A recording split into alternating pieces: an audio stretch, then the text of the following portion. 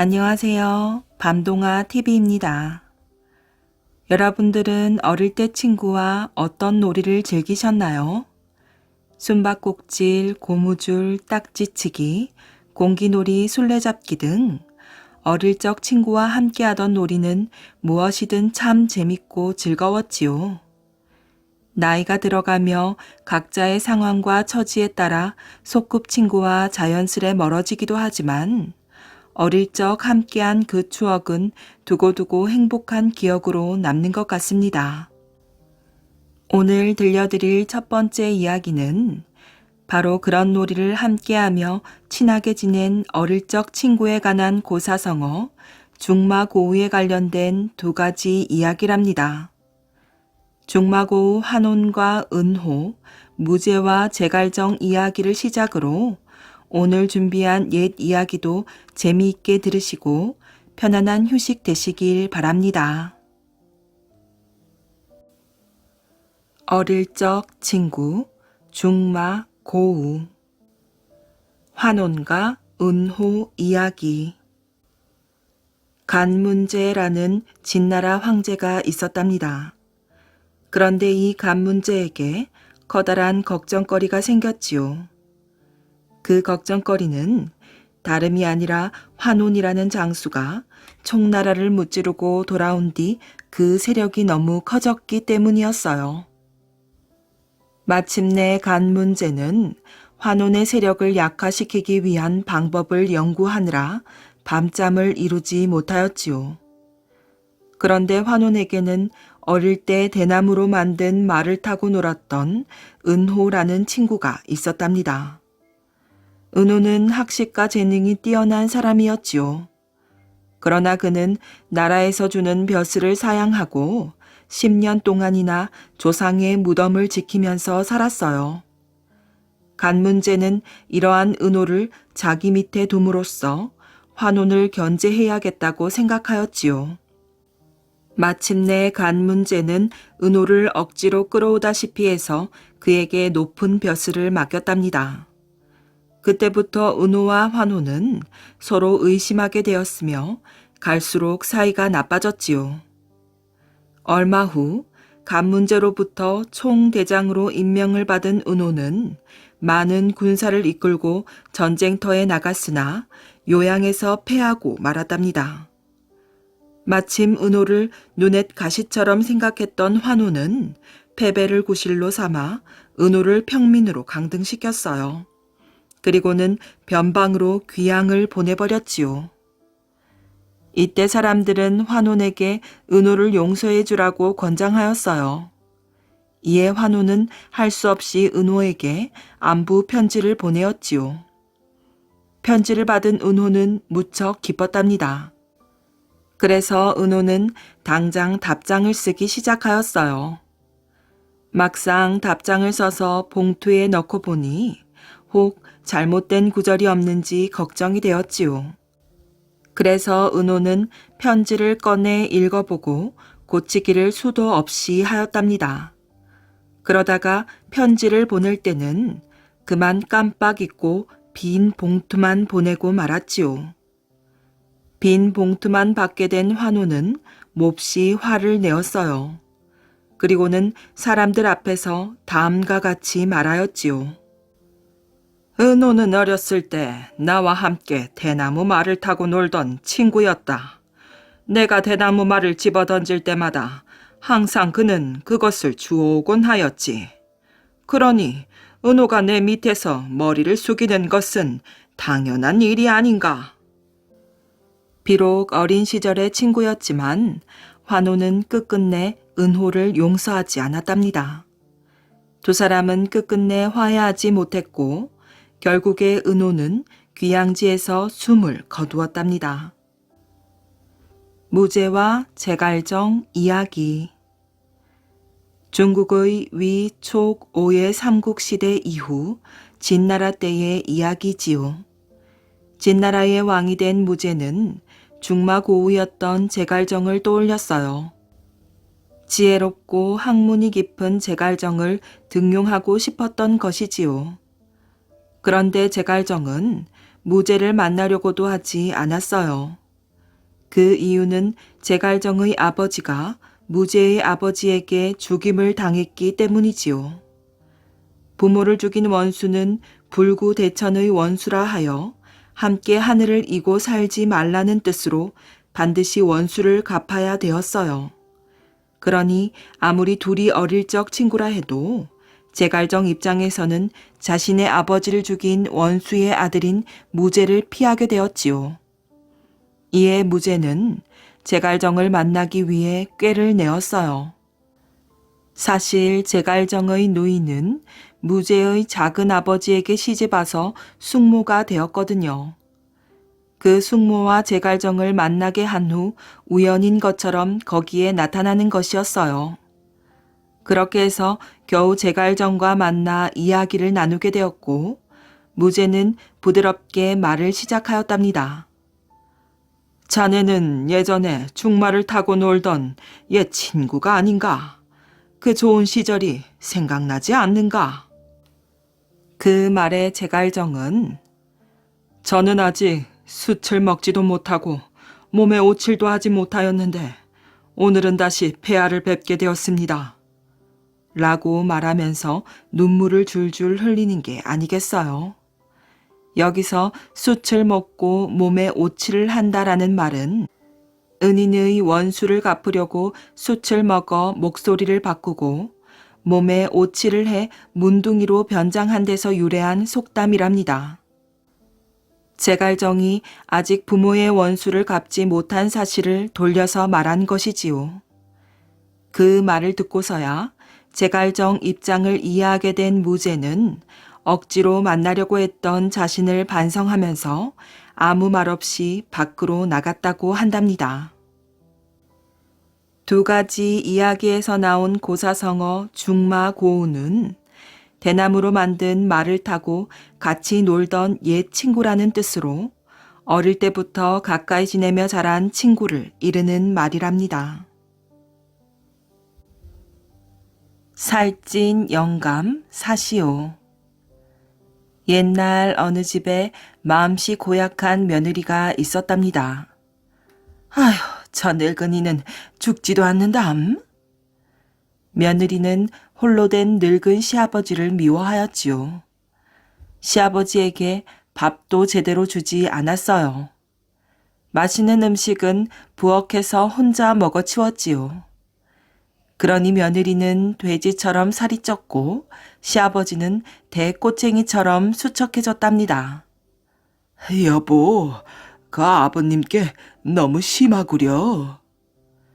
참고 참던 남편이 아버지를 위하라는 말이라도 하면 그럼 시아버지 잘 받드는 마누라를 새로 얻어다 살구려. 입도 뻥끗 못하게 하였지요. 하루는 장에 갔다 온 남편이 아내에게 말하였어요. 내 참 오늘 장에서 별 희한한 구경을 다 했다오. 희한한 구경이라고요? 그런 구경거리가 있으면 나를 부를 것이지. 아이고, 이런 멍청한 사람 같으니라고. 아내는 이야기를 듣지도 않고 심통을 부렸답니다. 글쎄, 어떤 남자가 영감 삽니다. 오동통하게 살찐 영감을 비싼 값에 삽니다. 살찐 영감 파시오. 이렇게 외치고 다니더란 말이오. 그게 정말이에요? 아내가 두 눈을 반짝이며 물었답니다. 그렇다니까. 그 사람을 보자 문득 한 가지 생각이 떠오르더구먼.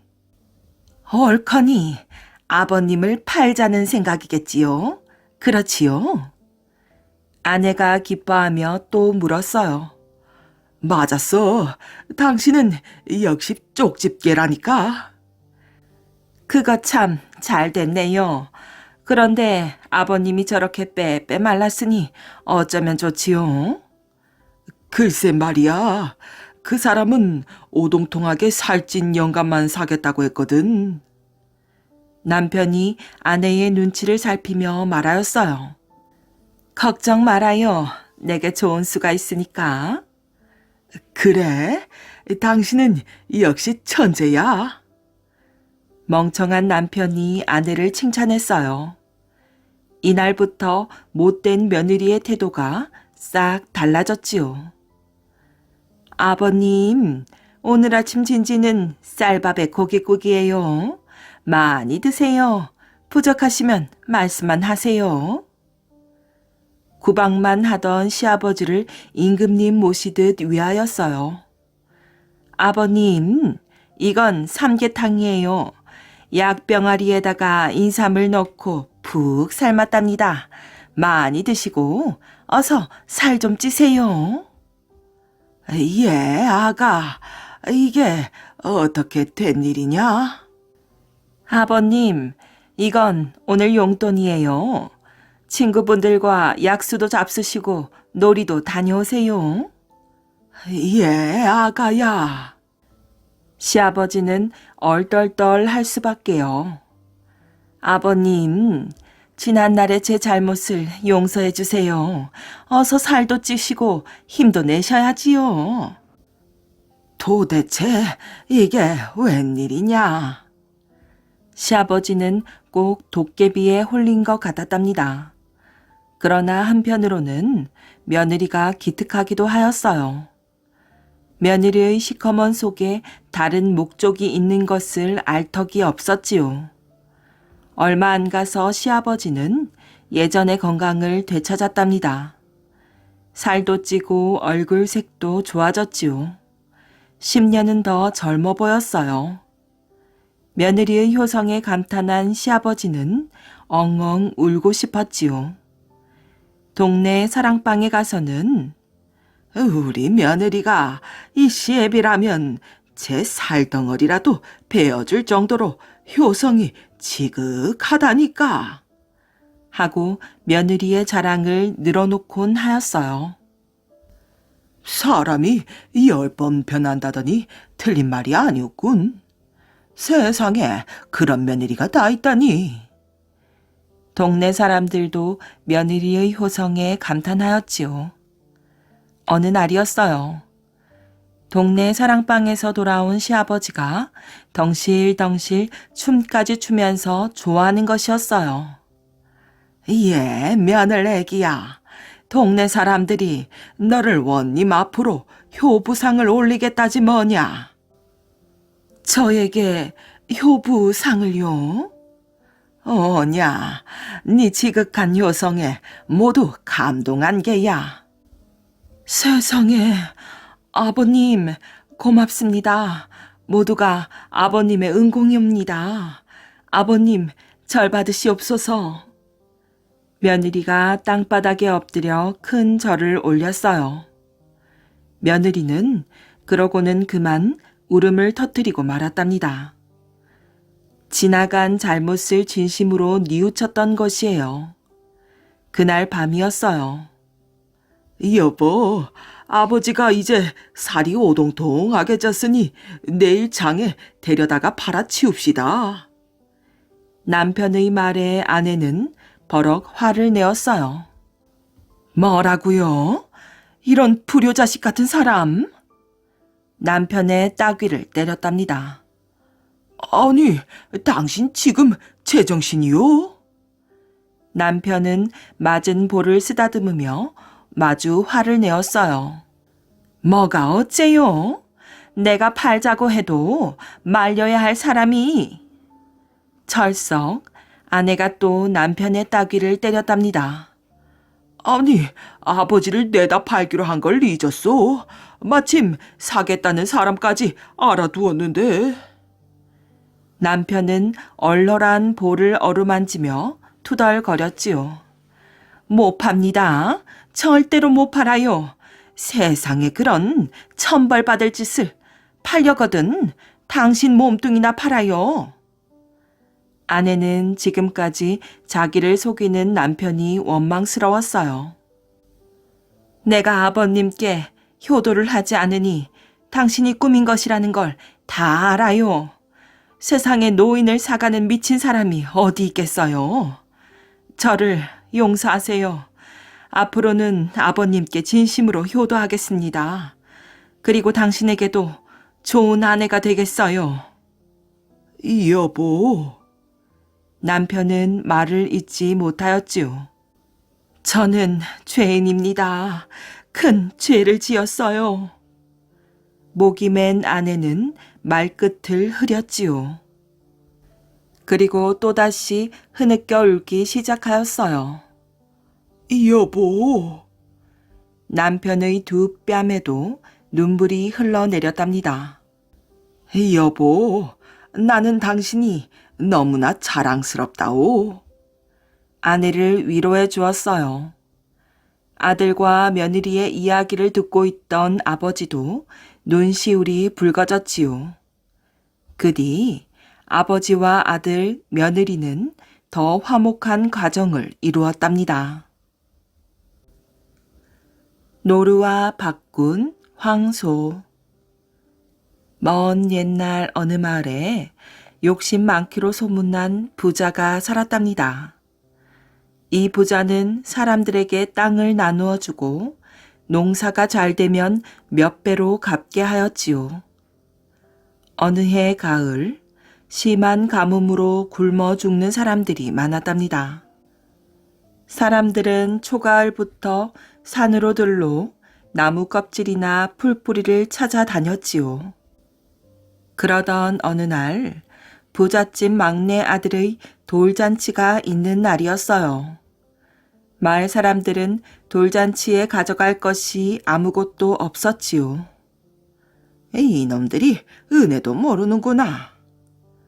부자는 화가 나서 빌려준 땅도 모두 빼앗아 버렸어요.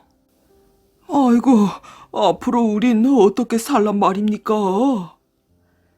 마을 사람들은 살 길이 막막하였지요. 난 산 아래 골짜기에 들어가서 집을 짓고 살겠어요. 부자에게 땅을 얻어 농사를 짓던 어느 가난한 농부가 말하였어요. 아이고, 그곳은 땅이 험해서 식물이 나지 않는 곳인데 어찌 살려고 그러? 마을 사람들은 농부를 말렸지요. 농부는 산 아래 골짜기에 오두막을 짓고 추운 겨울을 보냈답니다. 드디어 따스한 봄이 되었어요. 농부는 괭이를 들고 산기슭에 있는 땅을 일구었어요. 나무 뿌리와 풀뿌리를 걷어내고 땅을 파고 씨앗을 심었지요. 여름이 지나고 여러 번 김도 매주었어요. 정성껏 심은 감자와 옥수수가 무럭무럭 자랐답니다. 농부는 잘 자라는 곡식을 보며 힘이 났어요. 늦여름 더위가 가시기 전이었지요.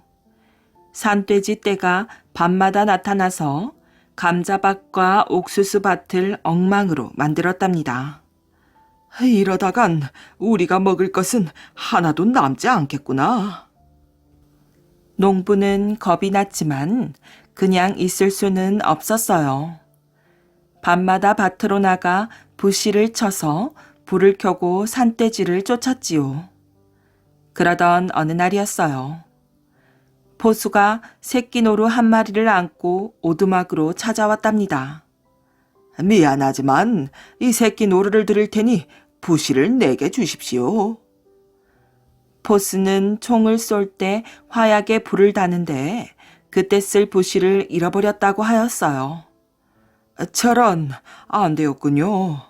나도 산돼지 때문에 드릴 수가 없습니다. 그건 염려 마시오. 내가 총으로 모조리 잡아드리겠습니다. 농부는 포수의 말을 듣고 부시를 주었답니다. 포수는 약속을 잘 지켰어요. 얼마 후부터 밭에는 산돼지가 한 마리도 나타나지 않았답니다. 농부는 농사를 짓는 한편 노루를 정성껏 길렀어요. 다음해 봄 노루의 머리에서 뿔이 돋아났지요. 그놈 많이 컸구나. 참 기특하기도 하지. 노루는 농부의 뒤를 따라다녔어요. 어느 날 부자가 농부를 찾아왔어요. 지난 가을에는 인정사정 없이 내줬더니 무슨 일로 여기까지 오셨습니까? 자네가 산에서 고생을 한다는 말을 듣고 왔네. 농부는 듣는 둥 마는 둥 계속 일만 하였지요. 자네, 우리 집 송아지와 자네 노루를 바꿀 생각이 없는가? 농부는 송아지라는 말에 귀가 솔깃하였어요. 소가 있어야 농사를 짓는 일도 쉽지 않겠나? 농부는 부자의 말이 의심스러웠지만 송아지가 탐이 났답니다. 다음날 농부는 노루와 송아지를 바꿔왔어요. 농부는 앙상하게 마른 송아지를 열심히 키웠지요. 송아지는 한두 해가 지나자 포동포동 살찐 황소가 되었답니다. 먹성도 좋고 몸집도 커서 일도 잘 할 것 같았어요. 어느 날 부자가 또다시 찾아왔지요. 자네, 내 덕에 황소를 얻었지 않았나? 이번에는 황소와 황토밭을 바꾸지 않겠나? 이번에도 부자는 농부의 표정을 살펴보았어요. 소야 죽으면 그만이지만 땅이야 없어지지 않는 재산이 아닌가? 부자는 황소를 바라보았지요. 농부는 부자의 말에 황소를 보내고 말았답니다. 농부는 황토밭 근처로 이사를 하였어요. 마을 사람들은 황소와 밭을 바꿨다고 하여 황소밭이라고 불렀지요. 봄이 되자 농부는 씨를 뿌리고 거름을 듬뿍 주었답니다. 이런, 곡식은커녕 풀 한 폭이 나지 않다니? 농부는 곰곰이 생각해 보았어요. 부자는 일부러 여위어 죽게 된 송아지를 살찌게 하려고 노루와 바꾼 것이었지요. 그런 다음 황소가 탐이 나니 황토밭과 바꾼 것이었어요.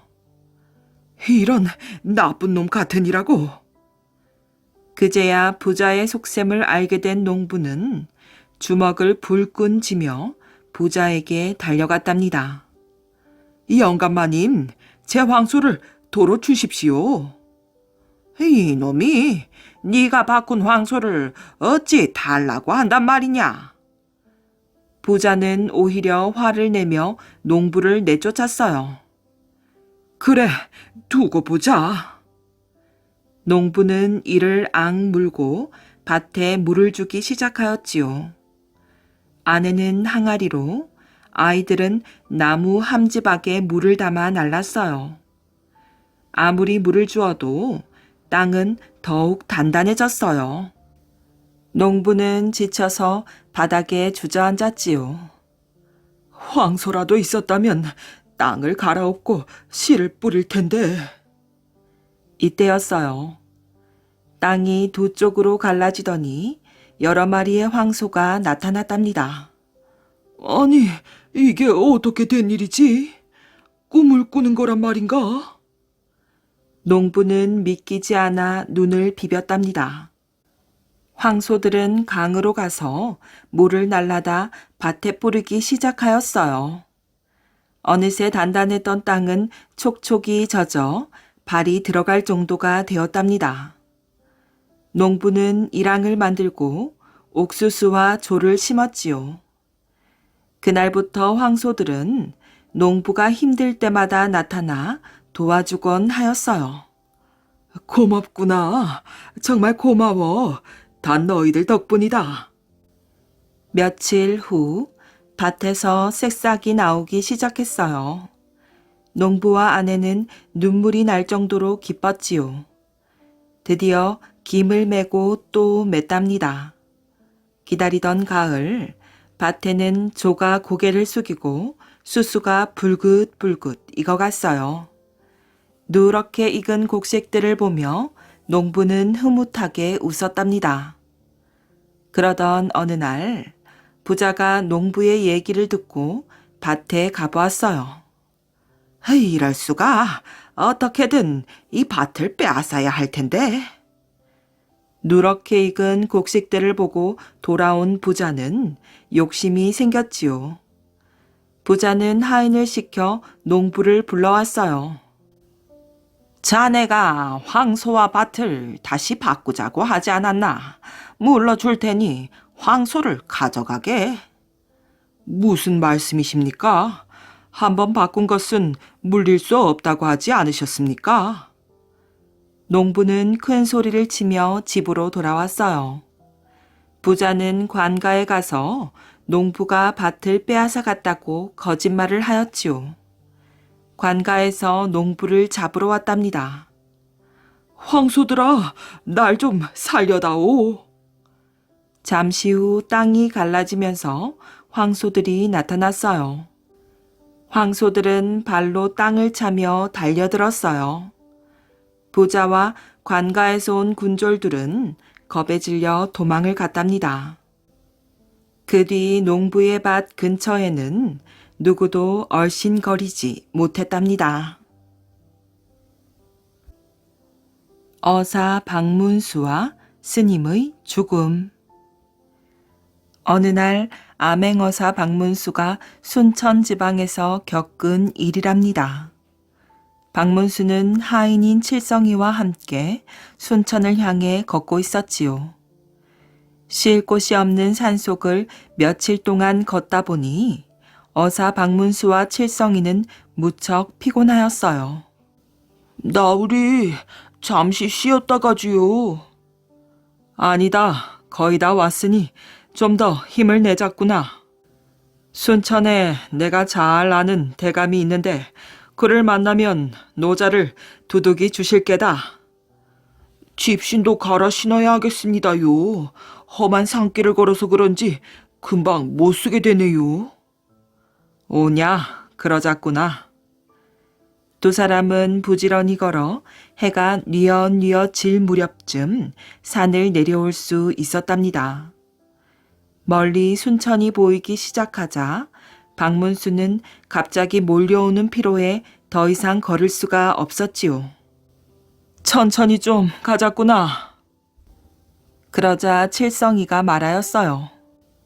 아까 제가 쉬자고 했을 때 나리께서 순천으로 빨리 가자고 하셨지 않습니까? 내가 그랬던가? 아무튼 이제 순천이 보이니 조금만 쉬었다 가자꾸나. 박문수와 칠성이가 길 옆 풀밭에 주저앉았어요. 나으리도 참. 이때 박문수가 나직이 시 한 수를 읊으며 지친 몸과 마음을 달래었어요. 그렇게 두 사람이 쉬고 있을 때 그들 앞에 웬 사람들이 나타났지요. 2명의 남자와 1명의 여자였어요. 그들은 박문수와 칠성이의 앞을 지나가면서 자기들끼리 이야기를 주고받았지요. 그들의 이야기를 가만히 듣고 있던 박문수가 몸을 일으켰어요. 칠성아, 우리도 그만 가자꾸나. 벌써요? 그만하면 많이 쉬었지 않느냐? 예. 칠성이는 하는 수 없이 아직도 뻐근한 몸을 일으켰어요. 박문수는 앞서 걷는 사람들의 뒤를 바짝 쫓으며 그들의 말을 엿들었지요. 그래, 대사님께서 이번에 특별한 도수를 또 보이신다지요? 그렇다고 하네요. 하지만이라뇨? 대사님께서 도수를 펼치신다고 해도 별다른 효험이 없는 것 같아서요. 아니, 왜요? 병자들이 낫지 않습니까? 그거야 사람 나름이지요. 낫지 않는 사람들도 많다고 하더군요. 그거야 그 대사님에 대한 병자들의 믿음이 부족해서이지요. 그때 박문수가 말을 걸었어요. 어디로 가시는 분들입니까? 남자가 뒤를 돌아보며 대답했어요. 절에 가는 길입니다만. 어느 절이지요? 남자는 산속에 자리 잡고 있는 사찰을 가리키며 말하였어요. 만보감이라고 하는 순천 뒷산에 있는 절입니다. 박문수가 다시 물었어요. 듣자 하니 그 절에 신통한 스님이라도 계신 모양인데 그렇습니까? 예, 수양이 깊은 대사님이 계시지요. 그 만보감의 대사님께서 오늘 무슨 일이라도 하시나 보군요. 예, 대사님께선 매달 한 번씩 특별한 법회를 갔는데 오늘이 바로 그날입니다. 법회 때 환자들을 치료해 주시기도 하고 불 속에서 살아나는 도술도 보이신답니다. 박문수는 대사가 도술을 부린다는 말을 듣자 신기해하며 물었어요. 그렇게 신통할 수가. 그런데 대사님께서 도술을 하신다는 게 정말입니까? 정말입니다. 분명 장작을 쌓아둔 단 위에 계셨는데 불길이 솟아오른 후에도 그 위에 앉아 계시니 어찌 하늘에서 내려보낸 도통하신 대사님이 아니겠습니까? 정말 대단한 대사님이시군요. 그럼 병자들의 병을 고친다는 것도? 예, 아무런 약도 쓰지 않고 오직 신통력만으로 고치신다고 합니다. 그렇습니까? 박문수가 감탄하며 잠시 생각에 잠겼어요. 그럼 저도 함께 구경 좀 하십시다. 그러시구려. 그러자 칠성이가 그들을 따라가려 하는 박문수를 보고 급히 말렸지요. 날이 순천에 계신 대감님 댁으로 가신다고 하지 않으셨습니까? 너는 절에 계시다는 신통한 대사님이 보고 싶지도 않으냐? 그 말을 들은 칠성이는 입을 삐죽이 내밀며 투덜거렸어요. 저는 대사님을 보는 것보다 편안히 발 뻗고 쉬고 싶을 뿐입니다요. 잠깐만 구경하고 갈 것이니 조금만 더 참거라. 박문수는 툴툴거리는 칠성이를 타이르며 사람들을 따라 절로 향하였어요. 만보감은 생각보다 많은 사람들로 꽉 차 있었는데 각기 다른 모습으로 연부를 하고 있었지요. 암자의 마당에는 나무를 쌓아 올려 만든 커다란 제단이 있었답니다. 잠시 후 연부를 끝낸 사람들이 제단이 있는 곳으로 몰려들기 시작했어요. 사람들이 모두 모이자 마침내 큰 스님 한 분이 나타나더니 천천히 제단 위로 올라가 불경을 외기 시작하였어요. 불경을 가만히 듣고 있던 박문수가 조용히 중얼거렸지요. 꽤나 말을 잘하는군. 박문수가 감탄하며 주위를 둘러보자 고개를 끄덕이는 사람, 눈물을 닦는 사람 등 모두 감격하여 대사의 말을 경청하고 있었답니다. 자, 이제부터 제가 특별히 부처님과 함께하는 불멸의 도를 보여드리겠습니다. 모두 이것을 보시고 부처님에 대한 믿음을 더욱 굳게 하시기 바랍니다. 불경을 마친 대사는 제단 아래에 있던 동승을 시켜 장작에 불을 붙이도록 하였어요. 제단은 순식간에 불바다로 변하였지요. 바로 그때였어요. 이제껏 무릎을 꿇고 연부를 외던 대사가 갑자기 몸을 뒤척이면서 바닥을 두들기더니 길길이 뛰며 소리쳤지요. 사람 살려! 사람 살려! 대사의 고함을 들은 사람들은 우왕좌왕하며 함께 비명을 질렀답니다. 아이고, 이게 무슨 일이야? 저런 일은 아직까지 한 번도 없었는데. 박문수가 당황하는 사람들에게 소리쳤어요. 어서 물을 가져오시오. 물을 가져와요. 그제야 정신을 차린 사람들이 앞다투어 우물로 뛰어갔지요. 제단 위의 불은 한참 후에 꺼졌답니다. 불이 꺼졌을 땐 이미 대사는 숨이 멎어 있었지요. 사람들은 죽은 대사를 보고 영문을 몰라 하였어요. 오늘은 접신이 낀 날이야. 그러게나 말이에요. 한편 박문수는 죽은 대사의 옆에서 염주알을 굴리며 나무 아미 타불을 외고 있는 젊은 스님에게 다가가 물었답니다. 이것이 어찌된 일입니까? 저도 잘 모르겠습니다. 다만 오늘은 대사님의 도력이 나타나지 않아 이렇게 된 듯 싶습니다. 나무 아미타불. 젊은 스님과 헤어진 박문수가 이번에는 대사가 앉아있던 제단 위로 올라가 바닥을 살피기 시작하였어요. 검게 그을린 바닥에는 선명하게 갈라진 흔적이 네모 모양으로 남아있었지요. 칠성아, 잠깐 이리 와보거라. 칠성이를 부른 박문수는 칠성이의 칼을 빌려 바닥의 흔적에 찔러 넣었지요. 그리고 칼에 힘을 주자 돌이 번쩍 들어 올려졌어요.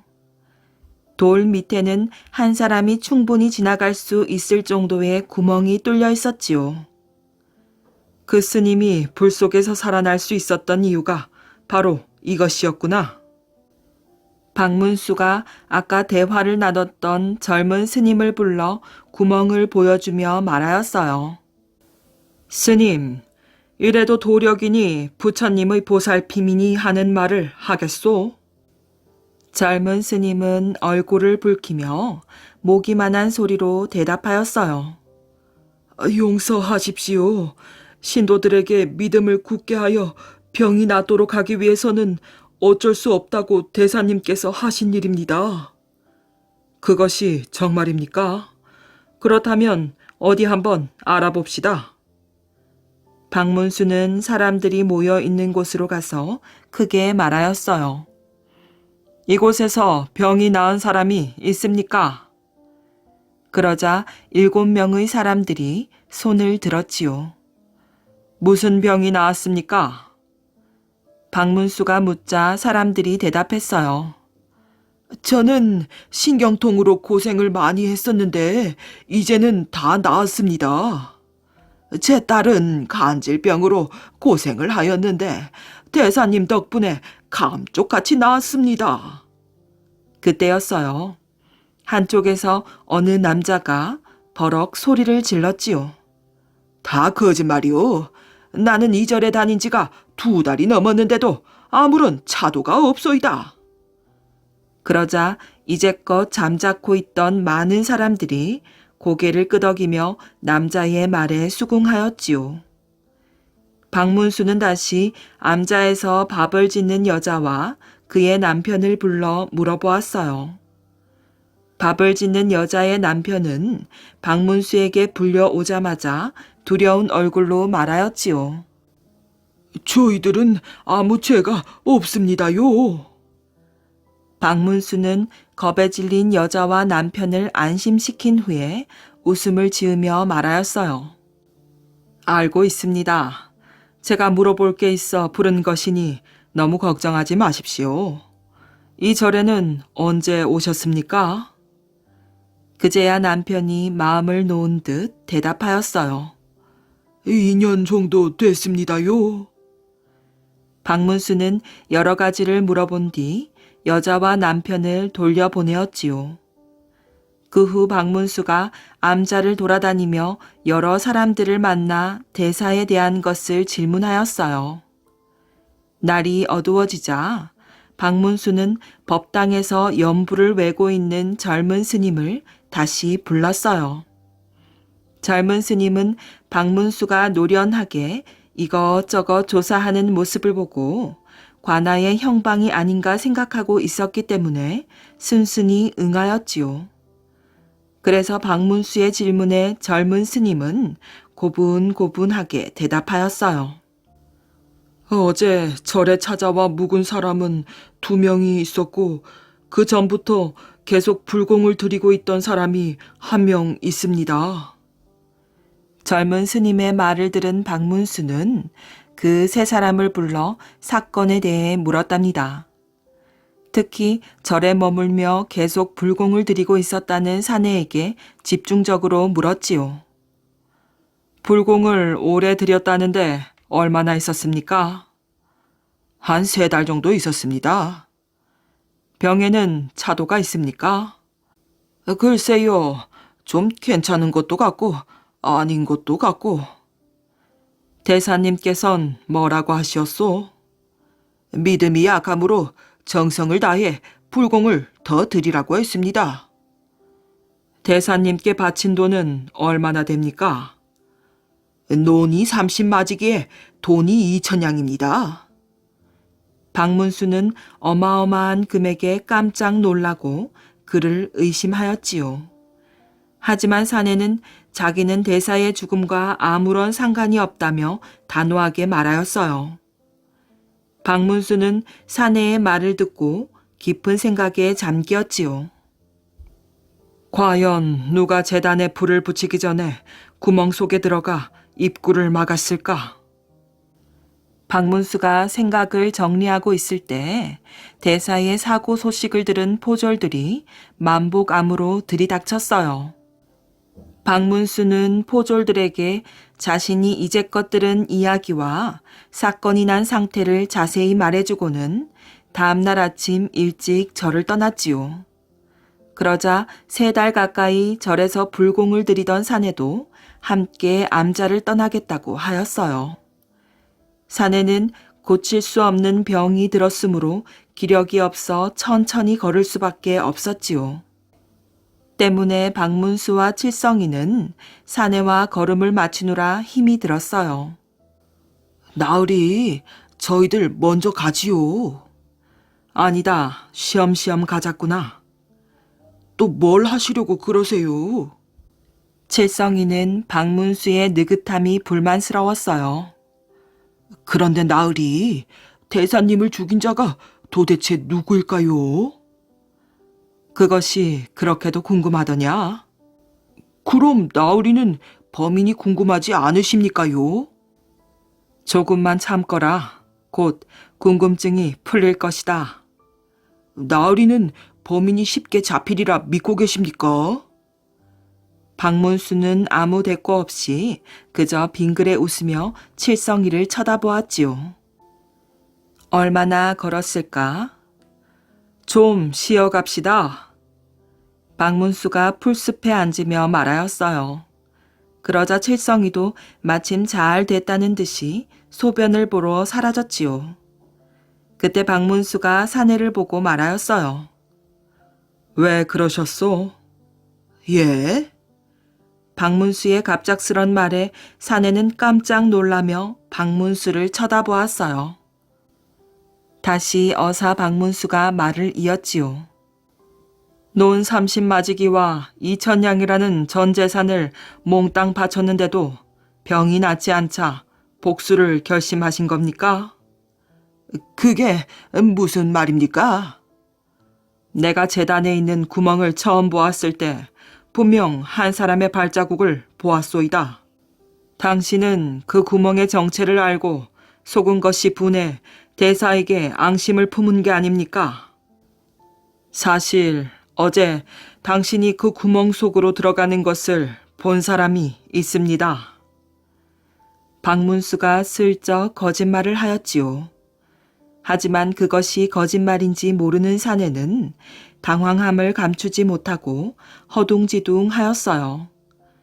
그러다 마침내 사내는 모든 것을 포기하고 한숨을 내쉬었지요. 이렇게 된 이상 어쩔 수가 없군요. 사실 그런 놈은 죽어 마땅합니다. 우리처럼 속은 사람이 몇 명인지 아십니까? 사내의 자백을 들은 박문수는 사내를 타이르듯 조용히 말하였지요. 하지만 그렇다고 해서 살인을 하다니 그것은 인륜을 저버리는 짓이오. 지금이라도 늦지 않았으니 죄를 뉘우치고 관아에 자수하길 바라오. 박문수의 말에 사내는 고개를 푹 숙인 채 눈물을 흘렸어요. 선비님의 말이 옳습니다. 자리에서 일어난 사내는 박문수에게 고개를 숙여 인사한 후 다시 만보감이 있는 산으로 돌아가기 시작했지요. 잠시 후 볼일을 마치고 돌아온 칠성이는 사내가 사라진 것을 보고 박문수에게 물었어요. 나으리, 같이 있던 사내는 어디에 갔습니까요? 네가 너무 지체하는 바람에 기다리지 못하고 혼자 떠났다. 우리도 어서 가자꾸나. 박문수는 고개를 갸우뚱거리는 칠성이를 재촉하며 서둘러 길을 떠났답니다. 찔레꽃 소녀의 눈물. 옛날에 몽고병은 우리나라에 쳐들어와 온갖 행패를 부렸지요. 백성들을 죽이고 집을 불사르고 많은 재산을 빼앗아갔어요. 결국 임금님은 강화도로 도읍을 옮겼지요. 그러자 몽고병의 행패는 더욱 심해졌답니다. 특히 몽고병은 예쁘고 지혜로운 여자들을 잡아갔어요. 잡혀간 여자들은 몽고 귀족의 부인이 되는 일이 많았답니다. 이때 시기라는 사람의 막내딸도 몽고로 잡혀갔어요. 시기의 막내딸은 몽고 임금의 둘째 부인이 되었답니다. 그 후 더 많은 여자들이 몽고병에게 잡혀갔지요. 어떤 사람들은 딸을 낳으면 빨리 시집을 보내었어요. 이때부터 일찍 결혼을 시키는 풍습이 생기게 되었다고 합니다.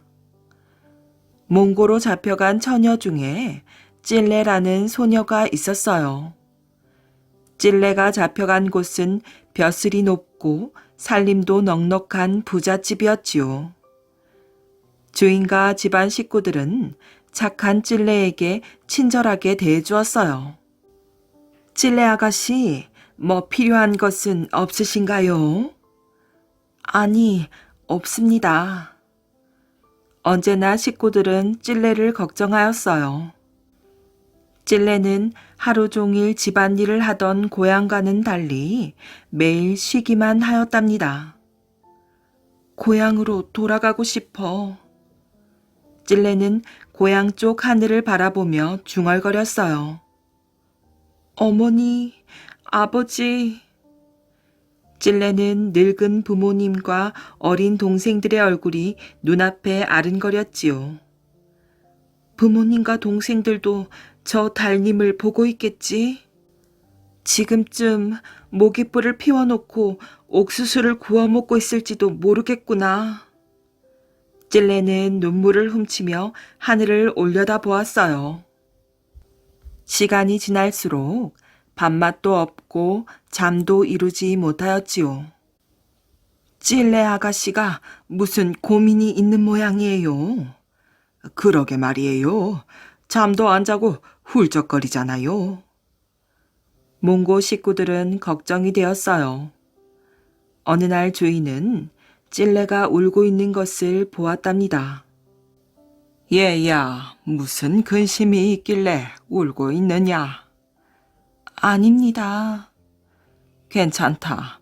무슨 일이든지 도와줄 터이니 어서 말을 해보거라. 찔레는 잠시 머뭇거렸어요. 주인님, 제발 제 소원을 들어주실 수 있나요? 그렇고 말고 어서 말해보거라. 사실은 고향 생각이 나서 견딜 수가 없습니다. 저를 고향으로 보내주시면 안 됩니까? 주인은 금방 대답하지 못하였어요. 찔레의 얼굴 표정도 어두워졌지요. 얘야, 그렇다면 네가 돌아갈 것이 아니라 너희 집 식구들이 이곳으로 와서 살면 어떻겠느냐? 주인은 뜻밖의 말을 하였지요. 예? 저희 식구들을요? 찔레는 눈을 동그랗게 떴답니다. 그래, 우리 집이 크니 너희 식구들이 와서 살아도 되지 않겠느냐? 찔레는 주인이 정말 고마웠어요. 주인의 말대로 하면 부모님과 동생들이 고생하지 않아도 행복하게 살 수 있을 것만 같았지요.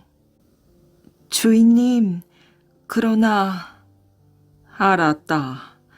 어떻게 가족을 데려오느냐 걱정이 되겠지. 염려 말거라. 내가 너희 나라로 사람을 보내어 데려오도록 하마. 주인은 환하게 웃어 보였지요. 주인님, 고맙습니다. 정말 고맙습니다. 찔레는 너무 기뻐서 어찌할 바를 몰랐어요. 이튿날 주인은 심부름하는 사람을 찔레의 고향으로 보내었지요. 찔레는 매일 밤 떨리는 마음으로 가족들을 기다렸어요. 몇 달 후 심부름 갔던 사람이 돌아왔지요. 어찌 되었느냐? 죄송합니다. 찔레 아가씨의 고향에는 집도 가족도 없었습니다. 여기저기 찾아봤지만 찾을 수가. 찔레는 눈앞이 캄캄해졌어요. 땅바닥에 주저앉아 눈물을 흘렸지요. 혹시 몽고병이 쳐들어와 모두 죽인 것은 아니겠지? 찔레는 무서운 생각만 들었어요. 그날부터 찔레는 또다시 밥도 먹지 않고 잠도 자지 않았답니다. 이 모습을 보고 있던 주인은 찔레를 불렀어요. 찔레야, 네가 그렇게도 부모님과 동생들을 보고 싶어 하니 어쩔 수가 없구나. 찔레는 주인의 얼굴을 빤히 쳐다보았어요.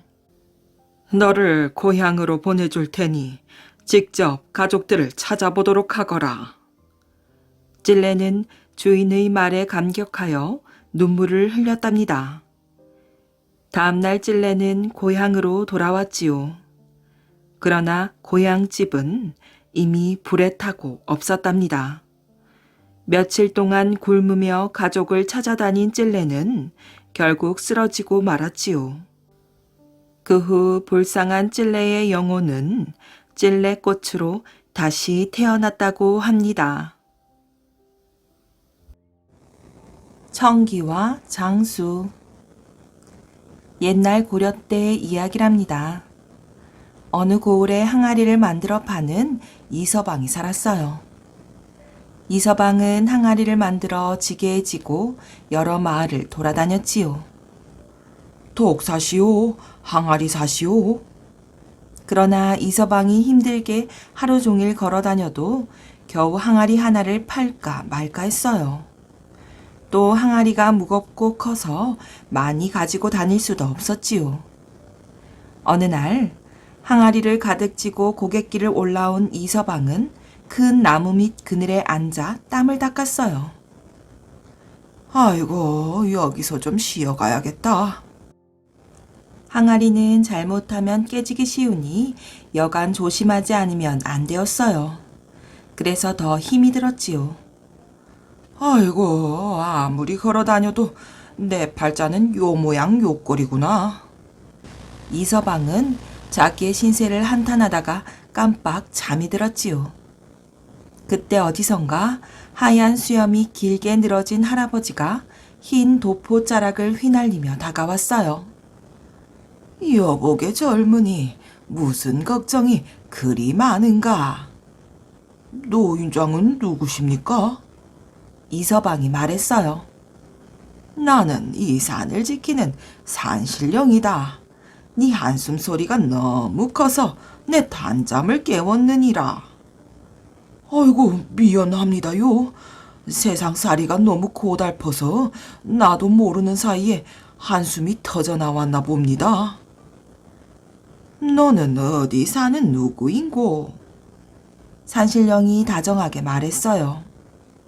예, 저는 물 좋고 흙 좋은 이천 땅에 사는 이서방이라고 합니다. 저는 어릴 적부터 항아리를 만들어 팔고 있습니다. 몇 해 전에는 그 혼인도 했고요. 그래서 어찌 되었느냐? 아무리 항아리를 만들어 팔아도 새끼 밥 먹고 살기가 힘듭니다. 돈 좀 벌었으면 더 이상 바랄 게 없겠습니다. 이서방이 한숨을 내쉬며 말했어요. 네가 가지고 있는 기술이 무엇이냐? 저는 흙을 개어 항아리를 만들 줄 압니다. 특별한 기술이랄 수는 없어도 제가 만든 항아리는 동글동글 모나지 않아 어디서 보나 예쁩니다. 흙을 다루는 기술이라. 옳지. 내 좋은 기술 하나 가르쳐 줄 터이니 앞으로 잘 살아보거라. 예? 어떤 기술입니까? 이서방은 산신령의 말에 귀가 쫑긋해졌어요. 동트기 전에 흙을 개어 사흘 동안 물에 가라앉힌 다음에. 이서방은 산신령의 말을 정신없이 따라 외웠어요. 동트기 전에 흙을 개어 사흘 동안 물에 가라앉힌 다음? 청기화를 만들어 팔거라. 청기화는 돈 많은 부자들이 살 터이고 아직 이 세상에는 청기화를 만드는 사람이 없으니 부르는 게 값이 될 것이다. 산신령은 그 말을 마치자마자 눈 깜짝할 사이에 사라졌어요. 산신령님, 산신령님. 이서방은 산신령을 소리쳐 부르다가 잠에서 깼어요. 아니, 꿈이었잖아. 꿈치고는 너무나 생생한데. 집으로 돌아온 이서방은 산신령이 일러준 대로 청기화를 만들었답니다. 청기화는 여러 사람이 만들려고 노력했다가 모두 실패했지요. 중국에 가면 청기화 만드는 기술자가 있다는 소문이 나더라 사람들이 너도 나도 중국으로 가려고까지 했었어요. 이서방은 청기화 만드는 일에 푹 빠져 집안 살림을 전혀 신경 쓰지 않았어요. 쌀독에 쌀이 떨어지자 부인이 바가지를 긁었어요. 아니, 항아리는 안 만들고 날마다 웬 흙장난이에요. 좀 기다리시오. 내 당신을 호강시켜 주리다. 이서방은 여유를 부리며 부인에게 말했지요. 누가 호강하길 바란댔어요. 끼니나 거르지 말아야 할 것 아니에요.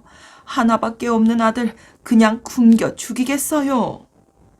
그러나 이서방은 아무 대꾸 없이 청기화 만드는 일에 몰두했지요. 드디어 기화를 가마에 굽는 날이 되었답니다. 이서방은 정성을 다해 산신령에게 고사를 지낸 뒤 장작불을 지폈어요. 이서방이 청기화를 만든다는 소문이 온 마을에 퍼졌지요. 이서방 요새 항아리 안 팔러 다니나? 이서방이 청기화를 만든다고 들어앉았대. 이름난 노공도 못 만들어 나가 떨어졌는데 이서방이 무슨 수로 청기화를 만들어? 끼니를 며칠 거르더니 정신이 어떻게 된 건 아니야? 누가 아니래. 배를 굼더니 멀쩡한 사람 병신 됐지 뭔가. 송충이는 솔잎을 먹어야지 항아리 만드다 말고 느닷없이 웬 청기화람. 마을 사람들은 모두 이서방을 비웃었어요. 그러나 이서방은 마을 사람들의 말에 신경 쓰지 않고 정성을 다해 기화를 구웠답니다. 드디어 가마를 허무는 날이 되었어요. 마을 사람들이 몰려왔지요. 반은 호기심에서 반은 놀려주려고 몰려든 것이었어요. 가마에 들어간 이서방이 기화를 들고 나왔어요. 해냈다! 청기화야, 청기화! 마을 사람들도 놀라서 입을 다물지 못했어요. 정말 청기화네. 저 사람 며칠 들어앉더니 드디어 해냈구먼. 떼돈 벌게 생겼네. 쟁쟁한 가문에선 너도 나도 청기화 집을 지을 테니까. 이럴 줄 알았으면 놀리지 말고 옆에서 시중이라도 들어주는 건데. 마을 사람들은 모두 후회했어요. 이서방이 청기화를 만들어냈다는 소문은 온 나라에 퍼져나갔지요. 청기화는 만들기가 바쁘게 팔렸고 몇 달치 주문이 밀렸답니다. 그리고 청기화 만드는 법을 배우려고 몰려드는 사람들로 이서방 집 문 앞이 늘 북적북적했어요. 스승님으로 모시겠습니다. 여기서 시중 들게 해주십시오. 한 젊은이가 찾아와 이서방 앞에 무릎을 꿇었어요. 돌아가시오. 이서방은 단호하게 말했어요. 여보게 청기화 만드는 비법을 발견하. 내 달라는 대로 돈을 주겠네. 어서 값을 부르게. 저 달구지 가득 돈을 실어 왔네. 안 팝니다. 돌아가십시오. 정말 지독하군. 아니, 청기와 만드는 비법을 자네 혼자만 알고 있으려고 그러나? 사람들은 이서방을 어르고 달래며 청기와 만드는 방법을 알아내려 했으나 아무 소용이 없었지요. 전에 이서방을 놀리던 마을 사람들도 이서방과 친해지려고 애를 썼어요. 어이, 이서방, 날쌔 갑돌이 우리 주막에 가서 술 한잔 하세. 술은 무슨 술? 지금 바쁘니 나중에 봄세. 이서방은 청기와 만드는 방법을 아무에게도 가르쳐주지 않았어요. 하루는 부인과 아들이 청기와 굽는 가마로 이서방을 찾아왔지요. 아버지, 저에게는 청기와 만드는 법을 가르쳐 주셔야지요. 아들이 용기를 내서 말했어요. 아직 때가 아니다. 물러가라. 하지만 여보, 아들에게는 가르쳐 줘야 대를 이어 비법을 전할 게 아니에요. 그만 물러가래도. 이서방은 끝내 아들에게도 청기와 만드는 비법을 알려주지 않았답니다. 마침내 이서방이 죽고 나자 청기와 만드는 일은 거기서 대가 끊기고 말았어요. 기술을 자기 혼자만 알고 가르쳐주지 않는 사람을 가리켜 청기와 장수 같다 하는 말은 이렇게 해서 생겨났답니다.